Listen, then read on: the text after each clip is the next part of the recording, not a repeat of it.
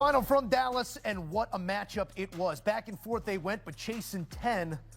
Mahomes and the Chiefs on 2nd and goal, just inside the 4-minute mark, finds Hollywood Brown, and he defies the laws of physics to tap the toes and give us a ball game. Chiefs then needed a stop.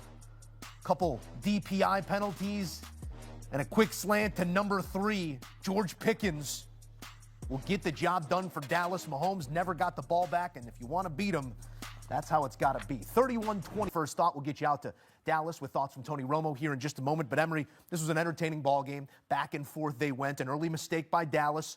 Only a couple mistakes within it for Kansas City. How does Dallas come out the winner in this one? They felt like they was playing a playoff game, and it's found their best guy. Sometimes we talk about this all the time. You think players, not plays. They found George Pickens. He had that slant anytime he wanted it throughout the course of the ball game, and it felt like every time he targeted number 3, you just knew it was going to be a reception. It was like, all right, this is going to be a catch. So they went to their best players, made the plays that were there to be made, and they came out on top. It was the most that we could ask for in a moment like this. You know, the schedule, but then these two teams sort of sputter to start the season, their playoff lives hanging in the balance as they came into this one. The Chiefs take a hit now on an essential coin flip for the Kansas City Chiefs to make the playoffs. Still an uphill climb for the Dallas Cowboys. We will examine all.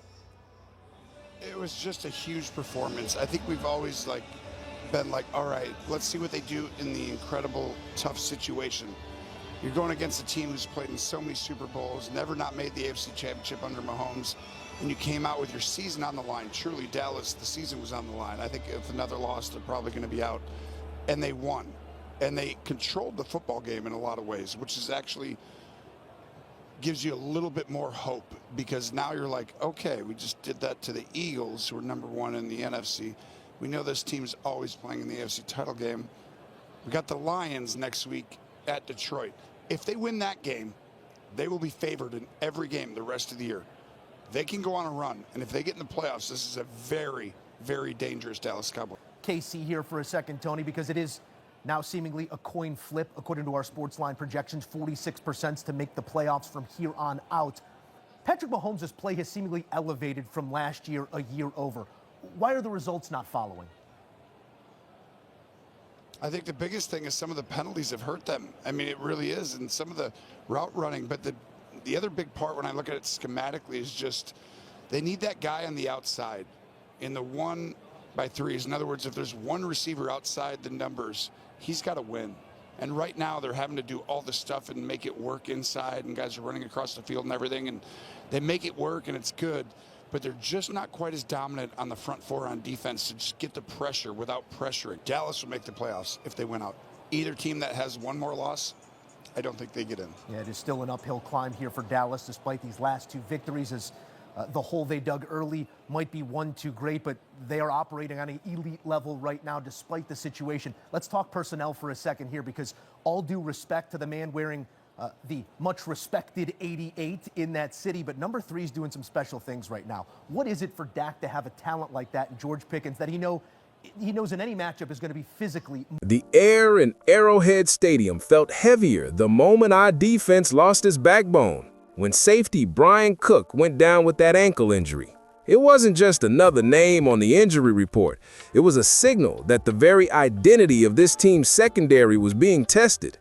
Cook isn't just any safety. He's a foundational piece in this defense, a player whose tackle-for-tackle attitude, instincts, and versatility help make this unit one of the toughest in the league. But that's football. It's cruel. It hits when you're least ready. As soon as Cook went off the field, the ripple was immediate. A massive 43-yard touchdown run, a crack in the armor that suddenly looked thinner than ever. One play, one broken tackle, one exposed gap, and suddenly the comfort we counted on vanished. That play didn't just cost yards, it cost momentum. It cost belief. It cost calm. The cheap margin for error the Chiefs always rely on now felt fragile. Suddenly, the scoreboard wasn't just numbers, it was a mirror of uncertainty. Every fan in red and white, at the stadium, at home, watching on their phones, could feel it. The fear, the doubt creeping in. Because once a leader goes down, the questions start echoing. Who's next? Who steps up? Can the rest of this unit hold the line when the pressure mounts? What makes this situation even scarier is that the safety room was already stretched thin. With Cook wobbling, questionable to return, and other depth players unavailable or unreliable, the Chiefs found themselves in a bind. Replacing that kind of leadership, that kind of reliability is no small task. The backups, the rookies, the next man up guys, they were being asked to step from sidelines to bright lights, from preparation to execution. Suddenly, the spotlight wasn't just on stars, it was on every single man willing to stand firm when things got shaky. In that moment, the weight of the arrowhead, the weight of the entire Chiefs kingdom shifted. It moved from trust in starters to belief in the whole, in the collective. Because that's the ultimate test of this team. Not just talent, but togetherness. Not just starters, but depth. Not just hope, but heart. But here's the thing. Adversity builds character, or it destroys it. And Kansas City was built exactly for moments like this. This squad, this coaching staff, this fan base, we are defined by how we respond when the chips are down. This isn't just about personnel depth. This is about heart. This is about resolve. It's about proving what it means to wear the arrowhead when the storms come. Yes, losing Cook is a serious blow, maybe the biggest in our secondary all season. But I believe in this team. I believe in the players who might not have been counted on at the start of the year, the guys who've been grinding, the backups, the rookies, the unsung defenders waiting for their chance. I believe in a coaching staff that knows how to scheme, adapt, and cover weaknesses until strength returns. And I believe in the legacy of resilience the Chiefs carry, because that's what being part of this kingdom really means.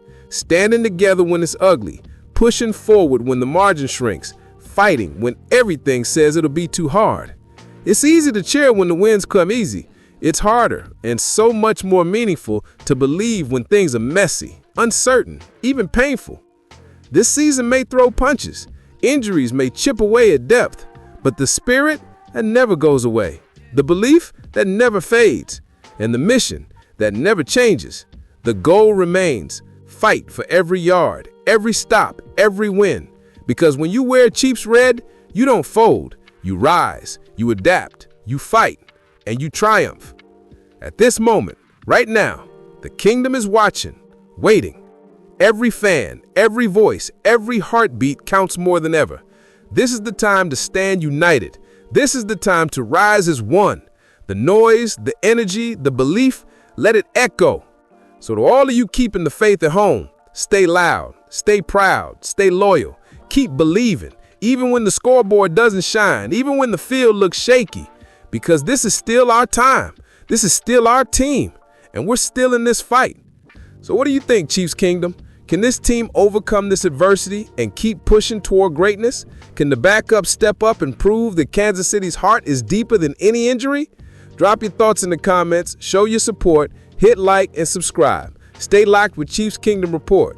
This journey isn't over yet. It's only getting real. Because in the end, it's not about who gets knocked down. It's about who gets back up. And when the kingdom stands, we get back up together.